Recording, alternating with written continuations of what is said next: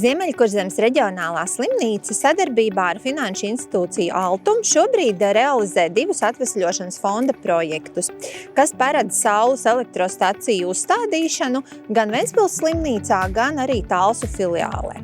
Ventspils slimnīcā uz ēku jumtiem tiks uzstādīti 258 saules paneļi, un šobrīd to uzstādīšana ir pabeigta jau uz slimnīcas galvenā ēkas korpusa Inženierielā, un noslēgumam tuvojas arī darbi uz Pētera ielas 33 ēkas jumta.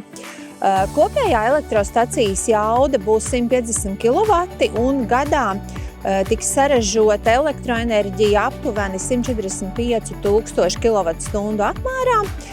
Tā tiks izmantot slimnīcas pašpatēriņam, tādējādi samazinot eksploatācijas izdevumus, kā arī veicinot vidē draudzīgas elektroenerģijas izmantošanu.